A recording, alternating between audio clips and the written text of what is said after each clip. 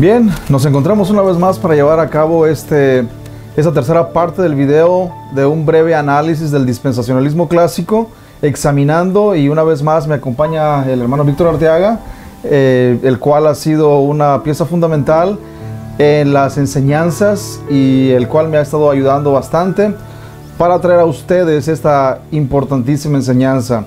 Así que hoy estaremos viendo algunas premisas que el dispensacionalismo enseña, y quiero mencionar rápidamente porque estaremos enfatizándonos en ellas, estaremos examinándolas un poco más a detalle, y ellas son las siguientes. Número uno, que Dios tiene dos programas distintos en la historia redentora, uno para Israel y el otro para la iglesia. Número dos, que la iglesia es un misterio y por lo tanto ninguna profecía del Antiguo Testamento dice nada sobre ella.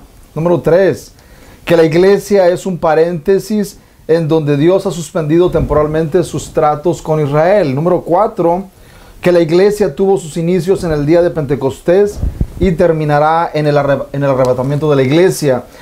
Estas prácticamente son las 4 premisas importantes del dispensacionalismo, y creemos que, aunque la mayoría de cristianos evangélicos las creen, creemos que no tienen mucho fundamento bíblico. La teología reformada, la fe reformada, no enseña esto, y por lo tanto, debido a que nosotros creemos que la fe reformada tiene un punto de vista más bíblico, estaremos interactuando con estas posturas y esas premisas, hablando sobre el por qué creemos que no tienen bases bíblicas. Así que yo quisiera que Víctor Arteaga nos diera un comentario sobre el por qué es importante abordar esto y de qué manera él cree que esto ayuda a los cristianos para tener una mejor comprensión de la historia redentora. Víctor. Sí, buenas tardes para todos, buenos días o buenas noches, como estén. Los que estén viendo y escuchando, hemos empezado estas lecciones de dispensacionalismo y la doctrina de la Reforma para que nosotros sepamos que hay varios puntos de vista en cuanto al entendimiento de la Biblia. El más conocido, por supuesto, es dispensacionalismo. Pero sabemos que dispensacionalismo no está basado netamente en la Biblia, más bien es un poco de retórica y de cómo emplean y tienen en su mente algunos que han hecho libros o lecciones o han predicado cosas acerca de la Biblia, pero que simplemente no tienen una base bíblica. Los versículos que usan los pasan casi por encima, y yo pienso que es algo muy importante porque depende de este punto del dispensacionalismo con la Reforma de cómo entendemos la Biblia. No podemos nosotros desviarnos hacia una cosa de que alguien piense, sino debemos desviarnos más bien hacia la Biblia y mantenernos allí. Es por eso que es importante. Sí. Bien, la primera premisa es que Dios tiene dos programas distintos en la historia redentora, uno para Israel y otro para la iglesia. Como vimos en el video pasado, este punto, esta premisa la escudriñamos, la estudiamos un poquito más a detalle, y en el video pasado estuvimos viendo que dependiendo la definición que se dé a Israel y a la iglesia, esto es en realidad el punto divisorio, porque los dispensacionalistas enseñan que Israel es solamente el pueblo físico. Pero el apóstol Pablo claramente dice que no todo el pueblo de Israel es el verdadero Israel. Y aplica ese término del verdadero Israel, lo aplica a los gentiles, o sea, a la iglesia de Dios. Así que el apóstol Pablo claramente muestra que todos aquellos que son judíos de nacimiento, judíos de sangre, no necesariamente son verdaderos israelitas. Ellos podrán ser judíos, podrán ser de raza judía, pero no ser verdaderos israelitas. Y él le aplica el término verdadero israelita aún a los gentiles, que aunque son gentiles, son creyentes en Cristo. Y por ser creyentes en Cristo, son verdaderos israelitas. Así que existe en realidad una confusión muy, yo diría, muy marcada en el dispensacionalismo, porque intenta separar, y al separar a Israel de la iglesia, entonces se crea una confusión muy, yo diría, muy antibíblica, que no tiene bases bíblicas para ello. Por ejemplo, en el video anterior vimos que la Biblia enseña que los creyentes de todos los tiempos han tenido un solo Dios, ya sea bajo el Antiguo Testamento o bajo el Nuevo Testamento. Los creyentes no tienen dos dioses, tienen un solo Dios verdadero. El Dios de Abraham es el mismo Dios de los cristianos. El Dios de Moisés es el mismo Dios de nosotros. Por lo tanto, no hay dos dioses, no hay dos señores, no hay dos salvadores, solamente hay un Salvador. Vimos también que la Biblia enseña que solo existe un método de salvación, ya sea bajo el Antiguo Testamento o bajo el Nuevo Testamento. Las personas son salvas de la misma manera. Es decir, los creyentes bajo el Antiguo Testamento no se salvaban por hacer buenas obras. Ellos eran salvos por su fe en Cristo. Vimos en el video anterior que ellos veían al Mesías en el futuro. Nosotros lo vemos en el pasado. Pero aún así, ellos depositaban su fe en Cristo, en el Mesías que vendría. Y por lo tanto, esa fe que ellos tenían en Cristo como el Mesías venidero, era lo que hacía que ellos tuvieran el perdón de sus pecados. No porque guardaran perfectamente la ley, no porque ellos hicieran muchas buenas obras, sino porque su fe era igual a la nuestra. La fe en Cristo.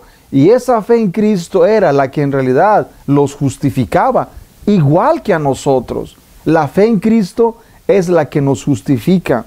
Vimos también que los creyentes de todos los tiempos forman un solo cuerpo, tal como dice Efesios 4:4, que hay un solo cuerpo, no hay dos cuerpos de creyentes. Cristo tiene un solo cuerpo y los creyentes del Antiguo Testamento son parte de ese mismo cuerpo, igual que los creyentes del Nuevo Testamento formamos parte del cuerpo de Cristo. Los creyentes del Antiguo Testamento no son parte de otro cuerpo y nosotros de otro cuerpo. No es así. Todos los creyentes de todos los tiempos formamos un solo cuerpo, el cuerpo de Cristo, que es su iglesia. Por lo tanto, esto nos muestra claramente que ambos creyentes del Antiguo y del Nuevo Testamento estamos en la misma compañía. No estamos en distintas partes, o no formamos parte de distintos cuerpos, sino de un solo cuerpo. También vimos que los creyentes de todos los tiempos forman un solo rebaño, no dos rebaños, un solo rebaño. Juan claramente lo muestra esto en su capítulo 10, versículo 16. Juan 10:16 muestra que los gentiles también formarían parte de este rebaño. Así que esto es lo que vimos en el video pasado y solamente estamos tratando de hacer un recuento de lo que vimos anteriormente para poder extendernos un poco más hacia adelante. ¿Alguna palabra sobre esto, Víctor? Sí, estuvimos viendo cómo Israel, realmente la palabra de Israel es la palabra que indica una nación. Pero si nosotros lo vemos en términos de la iglesia, siempre se le ha llamado congregación a Israel. De tal manera, la traducción de iglesia es eclesía en griego, que significa llamados fuera. Mejor dicho, llamados del mundo a Dios. De igual manera Israel, llamados fuera del Egipto, vamos a decirlo así, hacia la tierra prometida. Entonces, esto implica la idea de iglesia, no solamente en el Nuevo Testamento, sino en el Antiguo también. Y podemos nosotros decir que Israel es la iglesia del Antiguo Testamento, y la iglesia cuando vino Cristo es la del Nuevo Testamento, pero que en realidad es un solo grupo, que no cambia. En un sentido, no se van por dos caminos diferentes hasta encontrarse al fin de los siglos.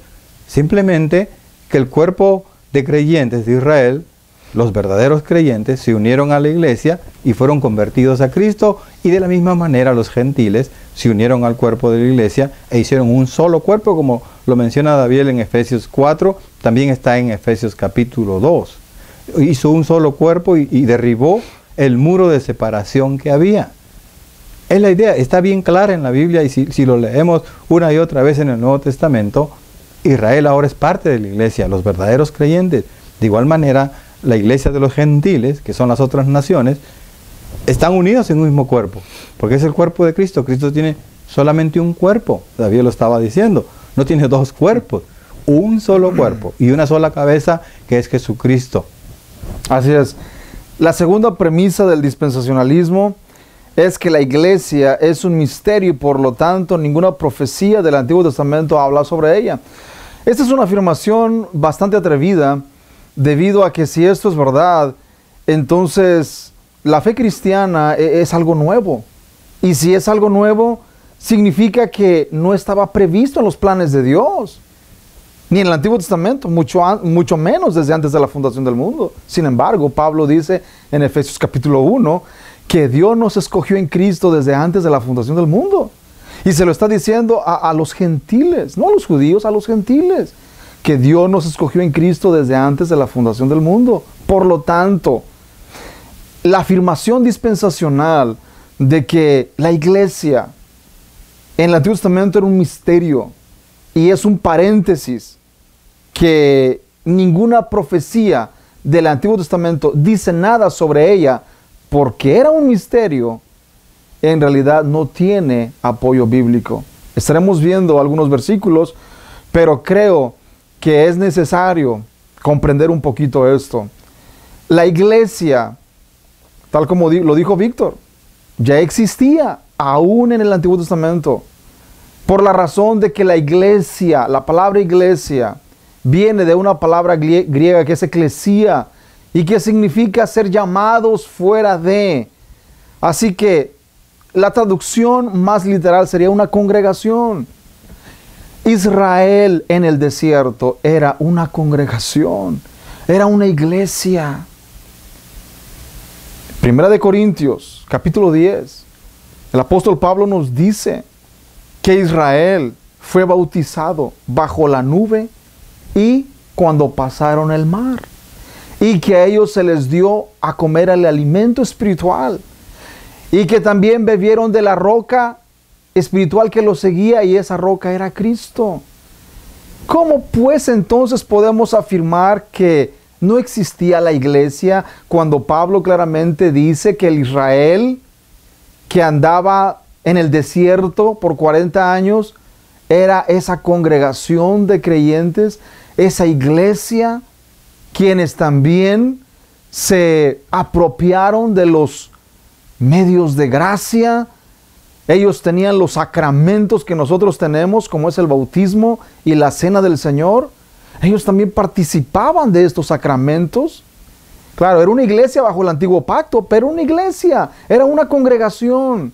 Por lo tanto, no hay fundamento ni base bíblica para decir que la iglesia no existía en el Antiguo Testamento, porque la iglesia ya existía. Ya existía en el Antiguo Testamento. Y vamos a ver unos versículos para demostrar esto. Si nos puede leer, Víctor, Hechos 3:24, que nos dice. Hechos 3:24 de la versión Reina Valera de 1960 dice: y todos los profetas, desde Samuel en adelante, cuantos han hablado, también han anunciado estos días. Vosotros sois los hijos de los profetas y del pacto que Dios hizo con nuestros padres, diciendo a Abraham: en tu simiente serán benditas todas las familias de la tierra. Así es.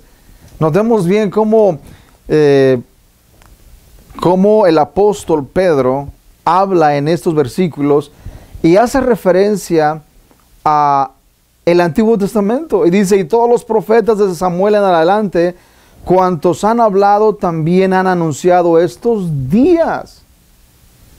Estos días, ¿cuáles días? El Pentecostés, cuando el Espíritu Santo descendió sobre todos los que estaban reunidos, fueron llenos del Espíritu Santo y comenzaron a hablar en otras lenguas, según el Espíritu les daba que hablasen, a testificar de Cristo. Y el apóstol Pedro explica lo que significa esto, que esos días fueron profetizados en el Antiguo Testamento. Todos los profetas hablaban de estos días que vendrían y que habían llegado con la venida de Cristo, su ascensión al cielo y la llegada del Espíritu Santo. Era un cumplimiento de lo que las profecías del Antiguo Testamento habían profetizado. El versículo 25 dice: vosotros sois los hijos de los profetas y del pacto que Dios hizo con nuestros padres, diciendo a Abraham: en tu simiente serán benditas todas las familias de la tierra, refiriéndose a Cristo, la simiente, que en esa simiente serían benditas todas las familias de la tierra. Así que era el cumplimiento de la profecía del Antiguo Testamento. Ahora, Hechos 15, 13 al 17, si lo comparamos con Amós capítulo 9, 11 y 12, también vemos claramente que Hechos 15 es un cumplimiento de lo que Amós, el profeta Amós, dijo en su capítulo 9. Víctor, ¿qué dice? Sí, en Amós 9:11 dice: en aquel día yo levantaré el tabernáculo caído de David y cerraré sus portillos y levantaré sus ruinas y lo edificaré como en el tiempo pasado. Versículo 12: para que aquellos sobre los cuales es invocado mi nombre posean el resto de Edom, y a todas las naciones, dice Jehová, que hace esto. Si lo comparamos con Hechos 15, 13 al 17, ahí vemos cómo se hace una conexión importante con lo que Amós dijo sobre esto. El versículo 13 del capítulo 15 de Hechos dice: y cuando ellos callaron, Jacobo respondió diciendo: varones hermanos, oídme. Simón ha contado cómo Dios visitó por primera vez a los gentiles para tomar de ellos pueblo para su nombre.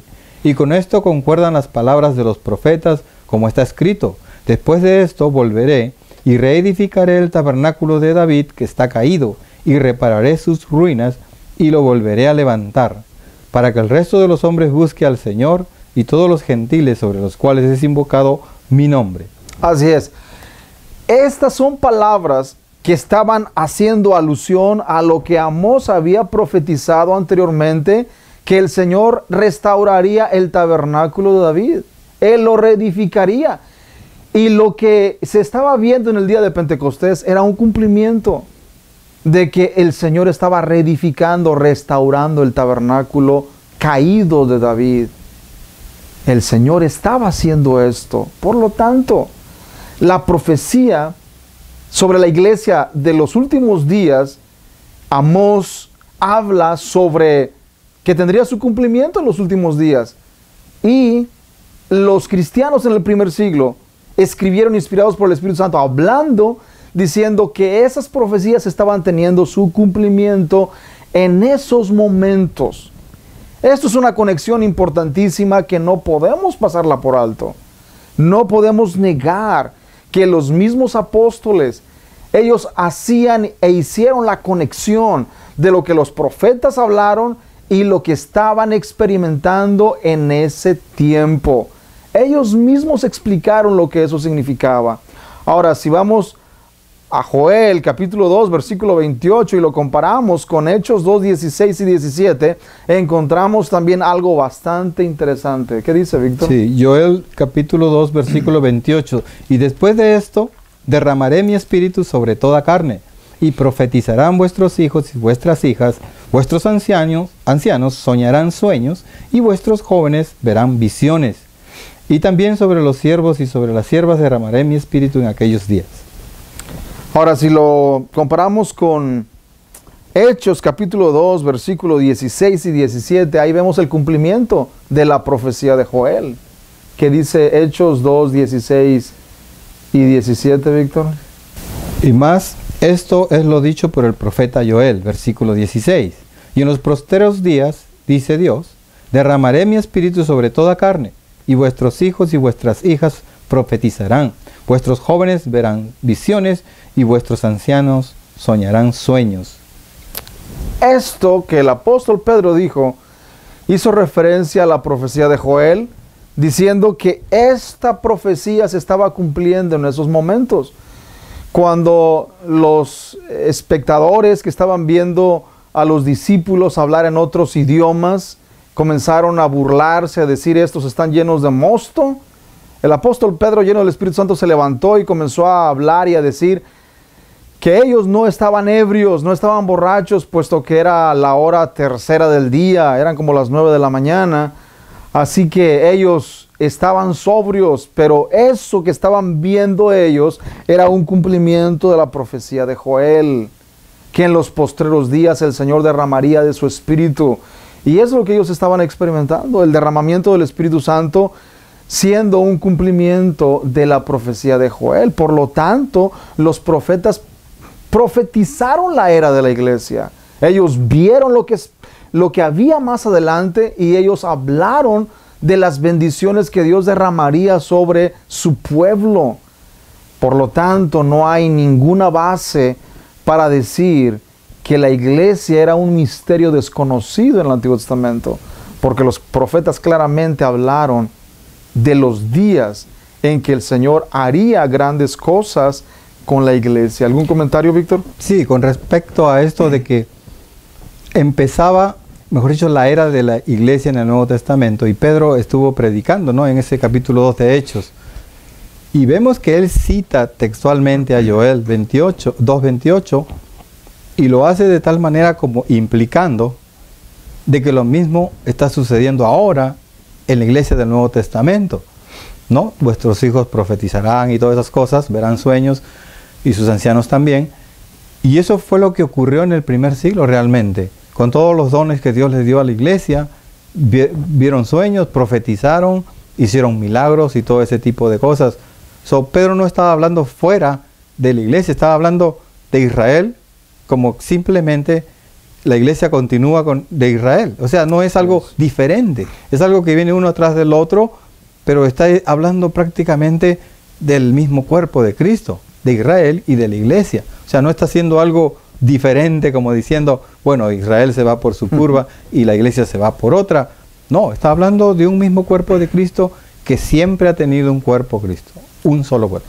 Sí, otra cosa importantísima, es importante notar que todos los creyentes del primer siglo, al menos en el día de Pentecostés, todos los creyentes cristianos eran judíos. O sea, eran judíos de nacimiento, no eran gentiles, eran judíos. Por lo tanto, cuando algún dispensacionalista dice que nosotros creemos que la iglesia suplanta a Israel, yo me pregunto, ¿cuáles son las bases para decir tal cosa?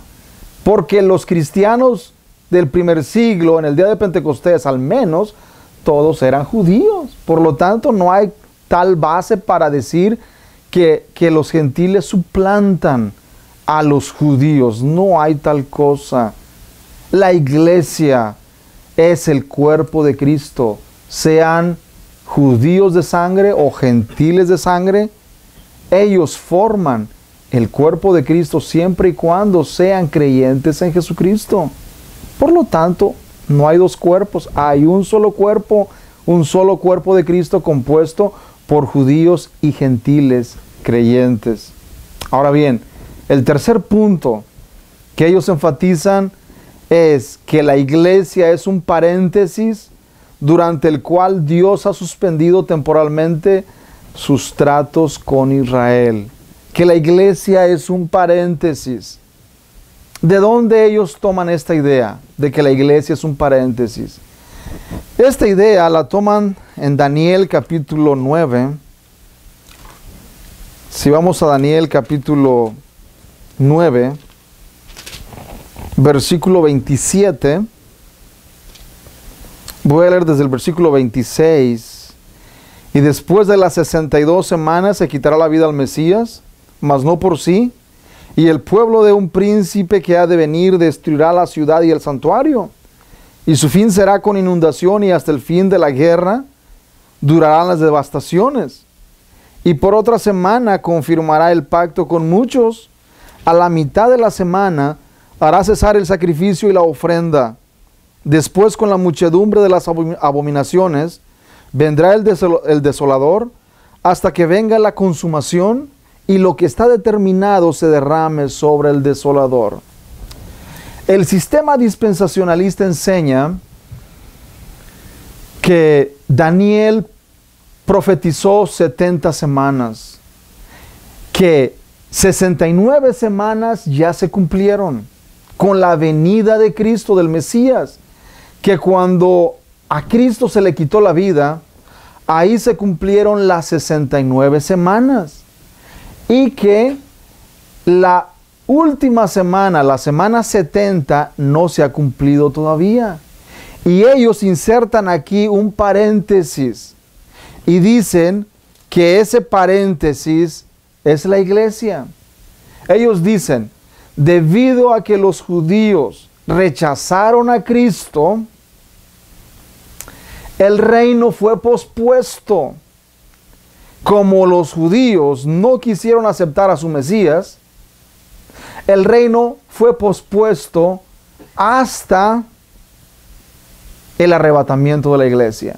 Cuando la iglesia sea arrebatada al cielo, entonces el Señor va a instituir el milenio, pero antes de eso vendrá la semana 70, que es compuesta de 7 años de gran tribulación, donde el anticristo perseguirá a las personas que no se dejen marcar. Y ellos, de este versículo 27 del capítulo 9 de Daniel, ellos basan todo un sistema de interpretación que no tiene base escritural en ningún sentido, Las 70 semanas de Daniel no podemos separarlas de esa manera, no se pueden separar. Sin embargo, ellos lo hacen y meten e introducen en la última semana un paréntesis. En la última semana de años o 7 años, ellos introducen un paréntesis que ellos dicen es el periodo de la iglesia, y en ese periodo de la iglesia Dios ha dejado de tratar con Israel y está tratando solamente con la iglesia. Y al final de ese periodo de la iglesia, ellos dicen, no sabemos cuándo será el final, pero lo que sí sabemos es que el final vendrá con el arrebatamiento de la iglesia, y cuando la iglesia sea arrebatada al cielo, entonces una vez más Dios comenzará a tratar con el pueblo de Israel. Sin embargo, una vez más, ¿quién es Israel? ¿Es el pueblo étnico? No. El pueblo de Israel son los verdaderos creyentes. Es el pueblo de Israel. Verdaderos creyentes, tanto judíos como gentiles. No es un pueblo étnico. Es aquella persona que ha sido lavada y comprada con la sangre de Cristo, que ha sido regenerada por el Espíritu Santo. Ella forma parte del verdadero Israel. Por lo tanto, una persona que sea judía, no importa que sea descendiente de Abraham, del linaje de Abraham, si no tiene a Cristo y si no ha sido regenerada por el Espíritu Santo, no es parte del cuerpo de Cristo y por lo tanto no es parte del verdadero Israel. ¿Algún comentario, Víctor, sobre esto? Sí, ya que leímos Daniel capítulo 9, vamos a ir un poquito más arriba en 9:24, donde empieza precisamente la parte de las 70 semanas. Dice, 70 semanas están determinadas sobre tu pueblo y sobre tu santa ciudad, hablando de Jerusalén, para terminar la prevaricación y poner fin al pecado y expiar la iniquidad, para traer la justicia perdurable y sellar la visión y la profecía y ungir al santo de los santos. Ese es Jesucristo. Dice para poner fin al pecado. O sea, el pecado no se ha puesto fin. Pero en un sentido, cuando Cristo vino verdaderamente y murió en la cruz, el pecado fue muerto completamente y Él llevó el pecado a la cruz donde murió, y ahora lo único que tenemos es rezagos de ese pecado, de la vieja naturaleza. Pero el pecado está vencido por Cristo en la cruz del Calvario. Pero no solamente eso. Dice, y después de las 62 semanas se quitará la vida al Mesías, no por sí, o sea, Jesucristo, y el pueblo de un príncipe que ha de venir destruirá la ciudad y el santuario. Esto ocurrió literalmente en el año 70 del primer siglo. Y su fin será con inundación, y hasta el fin de la guerra durarán las devastaciones. El 27. Y por otra semana confirmará el pacto con muchos. O sea, ya la semana en que está Cristo ya aquí en la tierra. a la mitad de la semana hará cesar el sacrificio y la ofrenda. ¿Cuándo cesó el sacrificio y la ofrenda? Cuando Cristo murió en la cruz y ya no más animales muertos en el templo y se estaba prohibido por Dios, pero sin embargo ellos continuaron con los sacrificios hasta que Dios le dijo no más, porque vinieron los romanos con el emperador Tito y destruyeron completamente la ciudad de Jerusalén por desobedecer esta profecía que está más clara, que no necesita teólogos aquí en profecía para entenderla. Y si después con la muchedumbre de las abominaciones vendrá el desolador, o sea, el que va a destruir todo, hasta que venga la consumación y lo que está determinado se derrame sobre el desolador. O sea, Dios va a tener juicio contra esta gente que Dios usó para destruir a esta gente desobediente de Israel. Pero está claro, las semanas indican una continuidad. Así es. No hay ahí que se deje la última semana para después, y de dónde yo no sé sacan de la Biblia que no ven los profetas del Antiguo Testamento la iglesia y la esconden en un valle y nomás ven el milenio o algo así. Pienso que es algo malo de cómo interpretar la Biblia. Sí, y no solamente eso, Víctor. Al hacer esto, ellos despojan a los creyentes de una gran parte de escrituras. Yo recuerdo cuando yo creía en ese sistema dispensacional, yo recuerdo haber estado leyendo la Biblia de Scofield, anotada por Scofield, y en el Sermón del Monte, por ejemplo, cuando Cristo habla esas palabras tan importantes para nosotros como creyentes, las notas de Scofield decía que esto no es para la iglesia, esto va a ser para las personas que estén en el reino milenial. Una gran cantidad de porción escritural nos la quitan a nosotros y dicen, no es para la iglesia, no es para la iglesia. ¿Cómo que no es para la iglesia? Todas las escrituras son para la iglesia. Todas las escrituras son para la iglesia. Decir que Mateo capítulo 5, 6 y 7 no es para la iglesia es algo bastante terrible. Porque es despojar al cuerpo de Cristo de lo que Cristo mismo dijo que era para nosotros. Por lo tanto, ellos dicen, no, es que esto es ley. Y como ley, no es aplicable a la iglesia. Estas palabras son las que las personas que estén en el reino milenial van a tener que cumplirlas y que obedecerlas. Pero la iglesia no tiene que obedecerlas. ¿Cómo ves, visto? ¿Crees que esto sea algo ¿de qué punto de vista tú ves este punto de vista? Sí, yo pienso que ellos argumentan, por ejemplo, de que Israel, siendo otro grupo, va a llegar a ser reivindicado en el milenio, en el cual el Mesías va a reinar con ellos y los judíos van a tener un lugar preponderante en todo esto. Pero también dicen que van a construir un templo y van a volver a hacer sacrificios. Y hemos leído en Daniel, que escribió su libro hace más de 2700 años, que dice que el sacrificio y las ofrendas cesarían cuando el Mesías estuviese aquí y cuando fuera la destrucción de la ciudad prevaricadora, o sea, pecadora, que es Jerusalén. Y le dijo, ya no más sacrificios. Pero sin embargo ellos piensan construir un nuevo templo y hacer los sacrificios otra vez. Y pienso yo que eso es una falta grave de violar las escrituras y el mandamiento de Dios en un sentido. Y yo creo que no es solamente una falta grave, es casi una blasfemia el decir y afirmar que tiene que haber un nuevo templo donde van a ofrecer sacrificios de animales. Y yo me pregunto a mí, les pregunto a ellos, ¿acaso el sacrificio de Cristo no fue suficiente en la cruz del Calvario? ¿Para qué sacrificios de animales más? ¿Acaso Dios no dijo, basta ya, basta ya? Por eso Él destruyó el templo judío. Porque los judíos continuaron con los sacrificios de animales aún después de que Cristo había hecho su sacrificio en la cruz del Calvario. Ellos continuaron con sus sacrificios aún cuando el velo del templo Dios lo rasgó. Ellos llegaron y lo remendaron y comenzaron y siguieron con sus sacrificios de animales, aún en contra de lo que Dios ya totalmente había desechado, porque el nuevo pacto había llegado, el sacrificio perfecto había sido hecho. Lo que los símbolos y sombras del Antiguo Testamento apuntaban, la realidad ya estaba ahí. Cristo había llegado, la realidad, y por lo tanto no era más necesario los sacrificios de animales. Sin embargo, ellos continuaron sacrificando sus animalitos y Dios se enfureció por la desobediencia y el corazón endurecido de ellos y levantó a Tito y a los romanos, destruyeron la ciudad, el templo, y esto fue profetizado por Daniel capítulo 9. Así que Dios rotundamente terminó para siempre con el sacrificio de animales.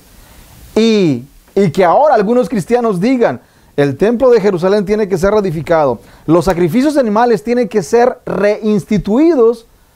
Eso para mí es casi una blasfemia. Así que no hay ni base bíblica ni histórica para afirmar tal cosa. Es algo sacado no sé de dónde, pero base bíblica definitivamente no tiene. Vamos a ver unos dos textos más. La Biblia nos dice que el reino de Dios fue quitado de Israel como nación y fue dado a la iglesia. Ahí en Mateo 21:43 y Lucas 12:32 nos dice algo muy interesante. No sé si lo tienes por ahí, Víctor, y si quieres dar lectura a Mateo 21:43. Por tanto os digo, que el reino de Dios será quitado de vosotros y será dado a gente que produzca los frutos de él. Así es. Claramente Cristo les dijo a los líderes religiosos de su tiempo que el reino de Dios sería quitado de ellos. El reino de Dios sería quitado de ellos y sería dado a gente que produciera los frutos de ese reino. En Lucas capítulo 12, versículo 32, una vez más encontramos esto mismo.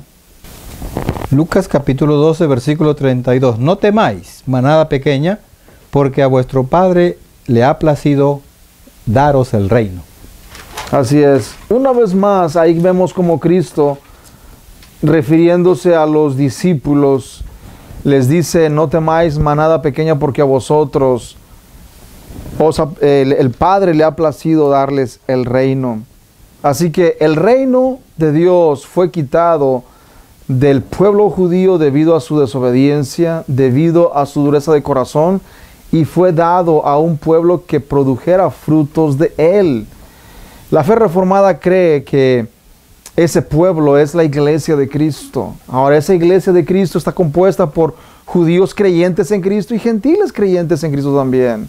No es que solamente los gentiles puedan ser partes de la iglesia, no, sino que la iglesia es compuesta tanto de judíos como de gentiles.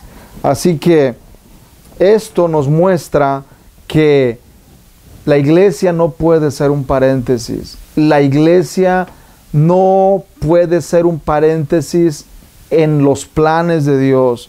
La iglesia es una continuación del pueblo de Israel, del verdadero pueblo de Dios. De hecho, el apóstol Pedro nos dice que vosotros sois linaje escogido, real sacerdocio, nación santa, pueblo adquirido por Dios.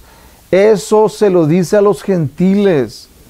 Que los gentiles seamos real sacerdocio, nación santa, pueblo adquirido por Dios. Este es un lenguaje pactal que lo encontramos en el Antiguo Testamento, que Moisés le dijo al pueblo de Israel, ustedes son nación santa, ustedes son un linaje de sacerdotes. Moisés se los dijo al pueblo de Israel, y sin embargo esas mismas palabras el apóstol Pedro las aplica a la iglesia, a los gentiles. Por lo tanto, eso significa que no hay ninguna diferencia. Los creyentes gentiles también somos pueblo de Dios, real sacerdocio, nación santa. Somos herederos con todos los comprados con la sangre de Cristo. El apóstol Pablo en Efesios dice que antes estábamos alejados de los pactos, de la ciudadanía de Israel, pero ahora hemos sido hechos cercanos por la sangre de Cristo, porque Cristo ha derribado la pared intermediaria de separación. Y ahora nosotros que estábamos lejos, hemos sido hechos cercanos por medio de Cristo.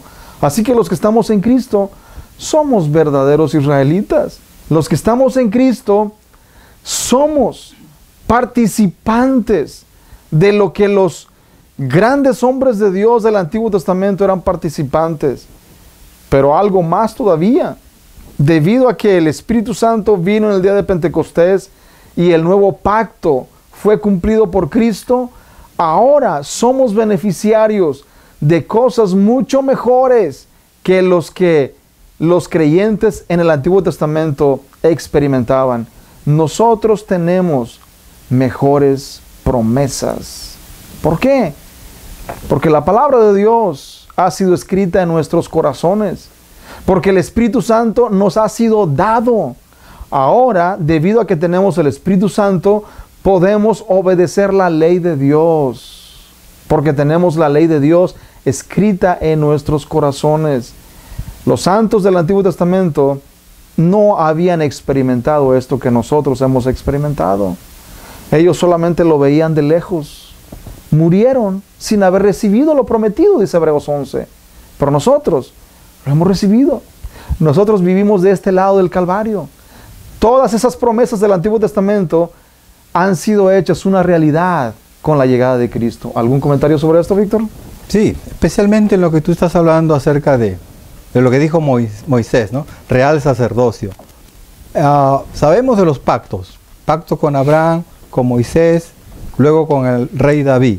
Y ahí me quiero estacionar un ratito porque cuando Dios hizo el pacto con el rey David, realmente le dijo que el reino que él iba a heredar no iba a tener fin. O sea, iba a ser un pacto, un reino eterno por todas las generaciones. Ahora, David tuvo hijos, Salomón, Absalón y otros, pero ellos murieron y sus reinos acabaron. Y después el reino fue destruido por desobedientes. Pero se estaban refiriendo realmente, como lo dice Hebreos, se estaba refiriendo al Mesías príncipe, al Mesías Jesucristo, que iba a llegar como rey eterno, como hijo de David, que es llamado en la Escritura. O sea, Jesucristo cuando vino, él ya era rey. Él no está esperando el milenio, como argumentan los dispensacionalistas, de que se le va a dar el reino ahí con los israelitas y va a tener el verdadero reino que siempre han querido. No, porque lo estaban diciendo a David directamente. Cuando viniera el Mesías, él iba a ser el rey. Ahora, a Jesucristo también se le llama rey en este sentido. Cuando, por ejemplo, en el libro de Hebreos se habla de Melquisedec, el rey de Salem, ¿no? Rey de Salem, rey de paz, rey de justicia, se está refiriendo a este rey que dice que este Jesucristo que iba a llegar, este Mesías que iba a llegar, iba a venir de un sacerdocio del orden de Melquisedec. No iba a venir el sacerdocio levítico, que ya estaba corrompido y corrupto y humano, pero él iba a venir de este pacto que iba a hacer Dios con él mismo, el nuevo pacto, pero refiriéndose a la memoria de Melquisedec, que la Biblia no habla mucho, pero se refiere a él como un rey, rey de Salem y rey de justicia. Supuestamente Salem era la ciudad de Jerusalén, se argumenta ese punto mucho. Entonces Jesucristo, este rey de Salem era un tipo de Jesucristo. Jesucristo era lo real, lo auténtico, lo verdadero. Entonces, si se está refiriendo a este rey de Salem, de Melquisedec, Jesucristo es rey. Pero no solamente por eso de Melquisedec. Leemos en Isaías 9, un príncipe, un niño nos es dado, y el principado sobre su hombro, y será llamado, ¿no? Admirable, consejero, Dios fuerte, Padre eterno, príncipe de paz. O sea, es un rey, es un príncipe, es algo quien está en control de un reino. Un príncipe tiene que tener un reino y un rey también.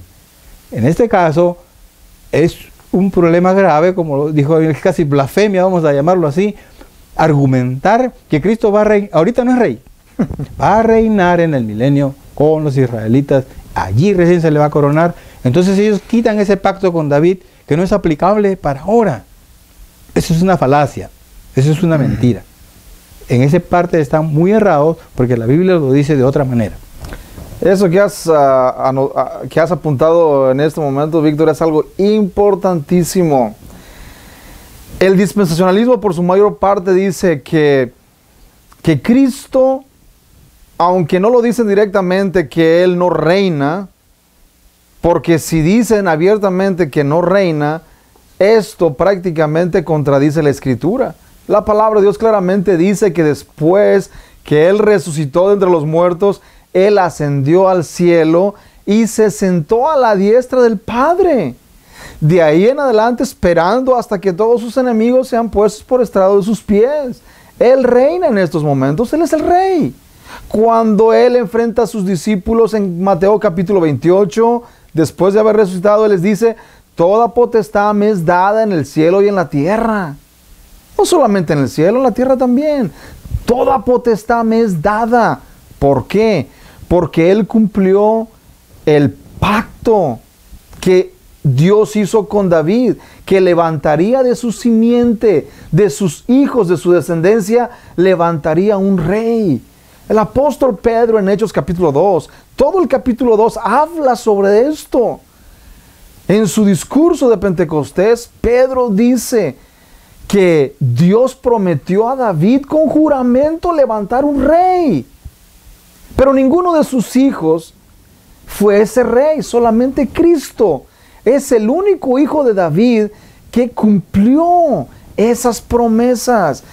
Cristo es el Rey. Por eso la gente, cuando iba pasando Cristo por las calles, le gritaban: Jesús, hijo de David, ten misericordia de mí. La gente sabía que las profecías del Antiguo Testamento hablaban del hijo de David, que el Mesías sería el hijo de David. Por lo tanto, si Jesucristo es el hijo de David, Él tomó ese reino. Y ese reino lo tomó cuando Él ascendió al cielo.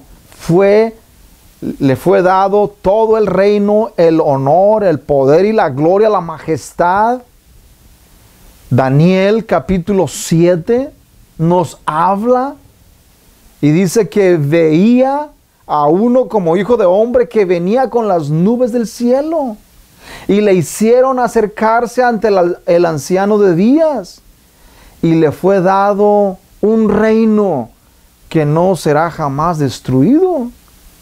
Ahí Daniel estaba viendo la visión cuando Cristo ascendió al cielo. Daniel estaba viendo esa visión cuando Cristo asciende al cielo a la diestra del Padre y se acerca hasta el anciano de días. Y lo hacen acercarse delante de Él.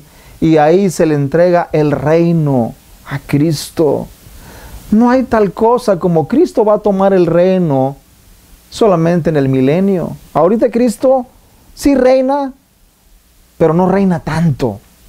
Ahorita el que reina es Satanás en realidad. Muchos argumentan de esa manera. Ahorita el que tiene el control es Satanás. Pues déjenme decir una cosa. Si Satanás tiene el control, entonces Dios no es soberano. Pero no es así. Cristo tiene el control. Él reina. Él permite que Satanás haga ciertas cosas, pero Cristo reina. Porque Él recibió toda potestad en el cielo y en la tierra. Su victoria en la cruz del Calvario hizo que todo el poder le fuera dado a Él, no solamente en el cielo, pero también en la tierra. Por lo tanto, Él está sentado a la diestra del Padre, reinando. Su reino es un reino eterno, un reino que no será jamás destruido. Este es el mensaje de los apóstoles vez tras vez, de que Cristo había cumplido las promesas del Antiguo Testamento, que Cristo se había sentado a la diestra del Padre después de haber resucitado a los muertos y que ahora está esperando que todos sus enemigos sean puestos por estrado de sus pies. Él es el Rey, Él reina. La pregunta es: ¿te vas a someter bajo su señorío o seguirás rebelándote en contra de Él? Ese es el punto en realidad. Muchos no desean someterse al señorío de Cristo porque desean seguir de rebeldes en sus delitos y pecados y detestan la autoridad que Cristo tiene sobre ellos. ¿Algún comentario, Víctor, sobre esto? Sí, podríamos decir que Jesucristo tiene tres funciones que ha hecho aquí en la tierra: profeta, sacerdote y rey. Y las tres funciones que Él hizo aquí en la tierra están en la Escritura, completamente puestas allí. Aquella persona o grupo que desestime una de estas funciones está obrando contra la Biblia. Entonces, sería bueno, ¿no?, como una palabra de exhortación para aquellos que han creído simplemente porque les dijeron de estudiar la Escritura, que seamos como los hermanos bereanos, que dice que chequeaban la Escritura a Pablo, a los predicadores, para ver si lo que decían estaba de acuerdo con lo que está escrito. Porque si continuamos escuchando y leyendo libros o películas que sacan cada cierto tiempo y nos dejamos llevar por ellas, estamos dejando de lado la Escritura. Tú, cristiana, cristiano que estás escuchando y viendo, debes tú chequear, debes tú palpar por ti mismo en la Escritura si es verdad lo que dice este grupo o este otro grupo, incluyéndonos a nosotros. Te estamos mencionando muchas escrituras, pero es verdad que tú también debes de chequearlas en la Biblia, con el contexto inmediato y luego con el contexto más remoto. Así es. La cuarta premisa de ellos, el dispensacionalismo, dice que la iglesia tuvo sus inicios en Pentecostés y que terminará con el rapto pretribulacional de la iglesia. Ahora, si la iglesia es el cuerpo de Cristo, entonces ninguna persona puede ser salva sin tener unión con Cristo, ya sea bajo el Antiguo Testamento o bajo el Nuevo Testamento. Esto es así. La Biblia claramente enfatiza que ninguna persona puede ser salva fuera de Cristo. Ahora, si los creyentes del Antiguo Testamento fueron salvos, ¿cómo fueron salvos? ¿Fueron salvos por medio de Cristo o fueron salvos por sus propias buenas obras? Ningún dispensacionalista cree que fueron salvos por sus buenas obras. Entonces tienen que admitir que ellos fueron salvos por medio del sacrificio de Cristo también. Y si fueron salvos por medio del sacrificio de Cristo, entonces ellos también fueron parte del cuerpo de Cristo, que es la iglesia. Y si fueron parte de la iglesia, que es el cuerpo de Cristo, entonces la iglesia ya existía antes de Pentecostés. Eso es lógico. Eso es lógico. La iglesia ya tenía que existir antes de Pentecostés para que esos creyentes del Antiguo Testamento fueran salvos también, como nosotros. Por lo tanto, Moisés, Abraham y todos ellos pertenecían a la iglesia, pertenecían al cuerpo de Cristo. La teología reformada define a la iglesia como los creyentes de todos los tiempos o los elegidos, aquellos que el Padre le dio a Cristo para que Cristo los salvara. La Biblia enseña que todos los que son salvos deben estar en Cristo. Romanos 8:1, 1 Corintios 15:22 y 2 Corintios 5:17, Efesios 2:12 y 13 nos habla claramente sobre esto. Si el cuerpo de Cristo, la iglesia, incluye también a los creyentes del Antiguo Testamento, entonces la iglesia no comenzó estrictamente hablando en Pentecostés. Si el cuerpo de Cristo, la iglesia, incluye también a los creyentes del Antiguo Testamento, entonces la iglesia no pudo haber comenzado en Pentecostés, porque la iglesia ya existía. La iglesia ya existía, tal como dijimos al principio de este video. Los israelitas en el desierto eran la congregación, era la iglesia, y por lo tanto ellos también tenían ciertos privilegios que ahora nosotros también tenemos, pero ahora bajo otros símbolos. Ellos fueron bautizados, nosotros también somos bautizados. Ellos participaron de la cena del Señor, que en aquel tiempo se le conocía como el Cordero Pascual, que representaba el sacrificio de Cristo. Ahora también participamos de la cena del Señor bajo los emblemas del pan y del vino. Por lo tanto, ellos también participaban de esta misma tipología que nosotros ahora representamos, o que nosotros ahora también participamos de ello. La era actual puede ser llamada más precisamente como la iglesia del nuevo pacto, ya que la iglesia ha existido desde antes de Cristo. La iglesia ha existido desde antes de Cristo. No hay manera de negar esto, no hay manera de refutar que la iglesia no existía antes de Cristo. Si la iglesia no existía antes de Cristo, entonces los creyentes del Antiguo Testamento forman otro cuerpo. Y la Biblia claramente dice que no hay dos cuerpos, sino solamente un cuerpo. ¿Algún comentario sobre esto, Víctor? Sí, hablando de esos dos grupos, Israel y la iglesia, que deben ser uno como iglesia, como congregación, vemos que hay una frasecita que se repite una y otra vez en ambos testamentos. Tú serás mi pueblo y yo seré tu Dios. Por ejemplo, en Levítico 26, 9 al 12 dice: porque yo me volveré a vosotros y os haré crecer y os multiplicaré y afirmaré mi pacto con vosotros. Comeréis lo añejo de mucho tiempo y pondréis fuera lo añejo para guardar lo nuevo, y pondré mi morada en medio de vosotros y mi alma no os abominará. Y andaré entre vosotros y yo seré vuestro Dios y vosotros seréis mi pueblo. Ahora, esto fue dicho a los israelitas en la época de Moisés. Pero miren lo que dice 2 Corintios 6, 14, Nuevo Testamento.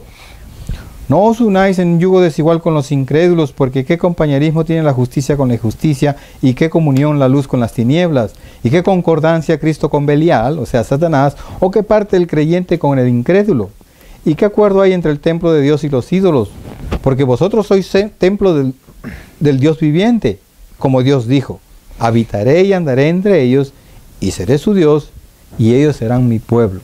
O sea, Dios está tratando exactamente a los dos grupos, lo cual podemos referirnos de que los dos grupos en realidad es uno solo, porque le está repitiendo lo que dijo en Levítico y luego en Corintios. O sea, más o menos 1500 años de diferencia, pero lo está tratando de la misma manera. De otra manera, si vemos este versículo, estos versículos que hablan de un solo Dios y un solo pueblo, entonces podríamos decir que la Biblia no es verdad y que Dios es mentiroso, lo cual es una blasfemia. Pero Dios está repitiendo lo mismo para los dos. Y Dios no va a estar jugando con dos grupos. Él está jugando con está actuando con un solo grupo, y eso se refiere a su iglesia, a su congregación de todos los tiempos, que ha venido desde Abraham. Es más, yo me puedo ir hasta Adán, que siempre ha tenido un pueblo y lo ha mantenido hasta que llegó el Mesías príncipe, y ahora su iglesia, que todos los cristianos está compuesta de los creyentes verdaderos, es la que recibe este versículo también. Tenemos un solo Dios y nosotros somos pueblo de Dios. Así es. El tiempo se nos ha terminado, pero solamente como conclusión quiero decir lo siguiente. Aunque ahora no nos encontramos bajo el antiguo pacto y se nos ha dado el Espíritu Santo, que nos da el poder para obedecer la santa ley de Dios, la cual está escrita sobre nuestros corazones, aún así la Biblia claramente nos enseña que los creyentes del Antiguo Testamento como los del Nuevo Testamento formamos un solo cuerpo, el cuerpo de Cristo, que es la iglesia. No hay dos cuerpos, solamente uno. No hay dos iglesias, solamente una. Una sola iglesia. La iglesia de Dios, el cuerpo de Cristo. Ese cuerpo estaba presente en el Antiguo Testamento y está presente en el Nuevo Testamento. Y todos los verdaderos creyentes en Cristo, en el Antiguo Testamento como en el Nuevo Testamento, formamos parte de ese cuerpo único, que es el cuerpo de Cristo, que es la iglesia. Dios les bendiga y nos vemos el próximo video.